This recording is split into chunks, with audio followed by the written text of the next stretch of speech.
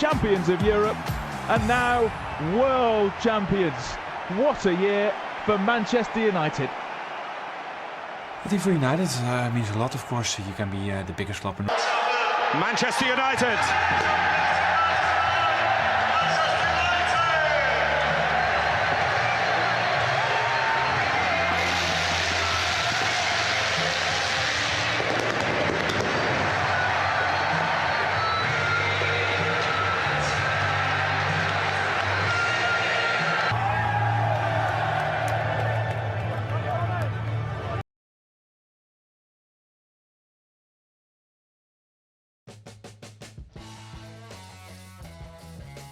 Musim tahun 2008 sampai tahun 2009 adalah musim yang sangat indah buat tim Manchester United. Di musim ini menjadi musim yang bersejarah dan tidak akan hilang dari ingatan manis para penggemar di seluruh dunia.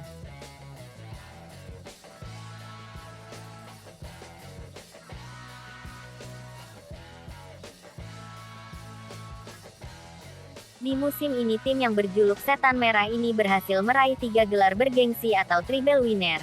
Di antaranya juara Liga Inggris, juara Liga Champions, dan juara Piala Dunia antar klub. Lalu apa yang membuat The Red Devil berhasil meraih semuanya itu? Yuk kita kupas tuntas semuanya dalam video ini.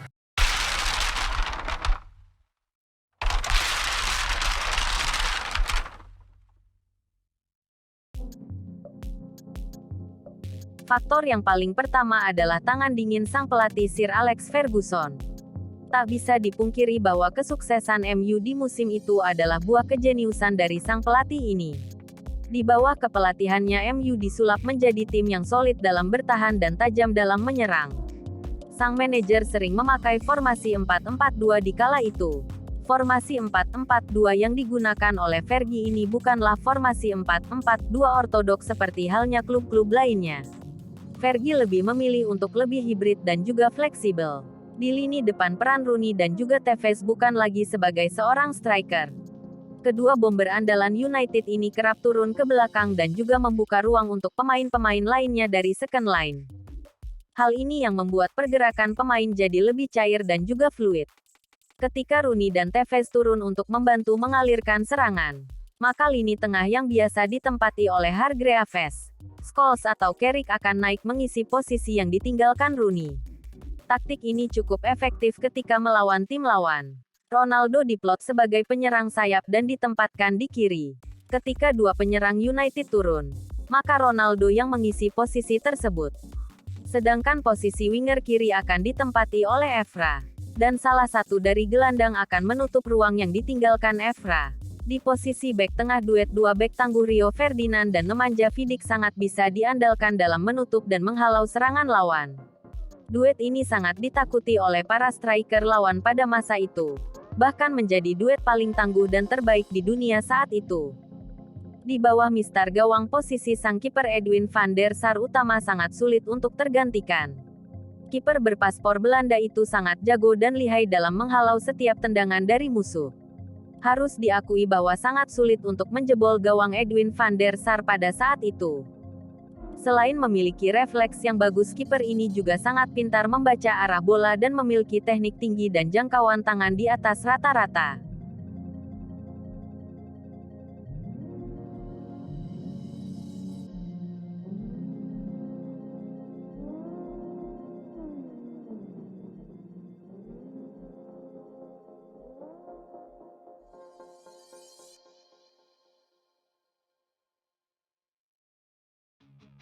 Faktor selanjutnya adalah materi pemain dan mental juara. Tim Manchester United ini adalah sebuah tim impian. Tim ini diisi oleh pemain-pemain bintang dan para pemain terbaik di posisinya. Mampu berpindah antar formasi dan merotasi pemain bila diperlukan tanpa kehilangan keseimbangan. Formasi utama tim Setan Merah saat itu dalam bentuk formasi 4-4-2. Edwin van der Sar di bawah mistar gawang. Seorang stopper elit yang penguasaannya di kotak penalti sangat kuat namun juga memiliki keterampilan yang cukup untuk mendistribusikan bola. Di depannya ada duet Rio Ferdinand dan Nemanja Vidic sebagai bek tengah. Salah satu kemitraan pertahanan terbaik dalam sepak bola modern. Nemanja Vidic memiliki keberanian klasik dan bek tengah yang gemilang. dengan keunggulan agresif yang memungkiri kemampuannya dalam memukul bola-bola panjang yang akurat. Rio Ferdinand sebagai perbandingan adalah bek modern, cepat, tenang, dan nyaman menguasai bola seperti kebanyakan gelandang bertahan.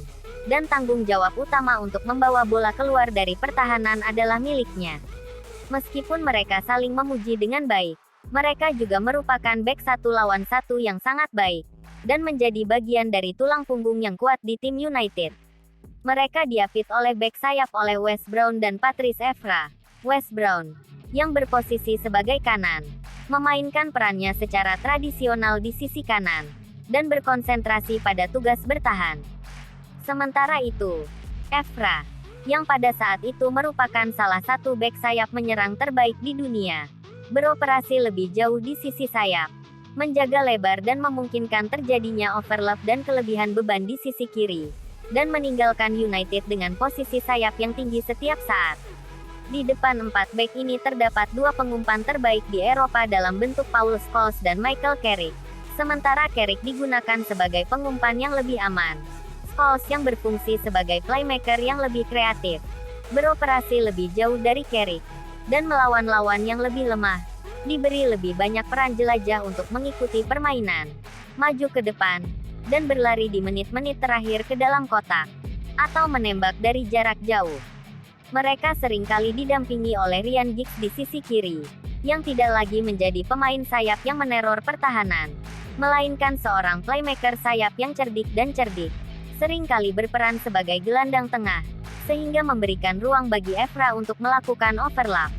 Atau mereka bisa ditemani oleh gelandang kanan dalam bentuk Owen Hargreaves atau Park Ji-sung, bermain sebagai gelandang sayap sempit yang destruktif, mampu menambah jangkauan gelandang tengah.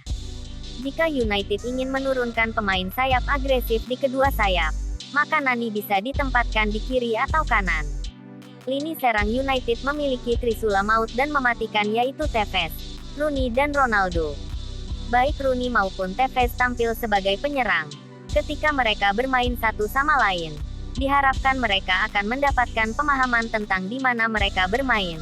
Dan pemahaman yang mereka jalin bersama Ronaldo inilah yang membuat serangan menjadi sangat lancar, fleksibel, dan seringkali mustahil untuk diperhitungkan. Terkadang menggunakan formasi 4-4-2. 4-3-3, 4-4-2-0. Ronaldo, yang biasanya ditempatkan di sayap kanan, diberi kebebasan di lapangan dan berkembang di sana, bermain di kanan, kiri, dan tengah di berbagai titik dalam pertandingan yang sama, dengan kejam memposisikan dirinya dimanapun yang tepat untuk mencetak gol dengan cara seperti itu. Selain itu semua pemain setan merah memiliki mental juara. Mereka selalu berusaha untuk memenangi setiap pertandingan. Mereka semua sangat membenci kekalahan sehingga sekalipun The Red Devils sedang tertinggal namun seringkali mereka berhasil membalikan keadaan dan comeback terhadap tim lawan. Faktor yang terakhir adalah komposisi pemain pelapis yang komplit. Di musim itu selain memiliki tim utama yang mumpuni, Setan Merah juga punya stok pemain pelapis yang tidak kalah hebat dari tim utama. Tim pelapis ini selalu berkontribusi buat tim ketika dibutuhkan. Mereka juga siap menampilkan performa terbaik ketika dimainkan sang pelatih. Bahkan para pemain cadangan ini selalu menampilkan permainan yang memukau demi memikat hati Sir Alex untuk merebut tempat utama dalam tim. Terkadang ketika tim utama tidak berhasil menjalankan skema yang telah diterapkan oleh sang pelatih, maka para pemain pelapis ini selalu dimasukkan dan berhasil membuat perubahan dan ritme permainan. MU musim itu sangat beruntung karena memiliki tim pelapis yang sangat bisa diandalkan bahkan siap dijadikan amunisi cadangan untuk menghajar tim lawan. Terkadang pula mereka sengaja dimasukkan di tengah permainan sebagai bagian dari strategi Sir Alex Ferguson. Sungguh sangat manis untuk dikenang MU di musim tahun 2008 sampai tahun 2009 ini. Bisa dibilang ini adalah musim tersukses klub yang bermarkas di Old Trafford itu. Lalu apakah kenangan kesuksesan di musim itu bisa terulang di musim yang akan datang? Kita berdoa dan berharap semoga The Red Devil bisa mengulang nostalgia itu di musim ini. Selanjutnya kira-kira saya akan bahas tim apa? Silahkan teman-teman request dan masukkan nama tim di kolom komentar. Nama tim yang paling banyak di komen akan saya bahas di video selanjutnya. Sebagai bonus buat fans Setan Merah, maka saya akan memberikan lirik lagu Glory Glory Man United di akhir video ini.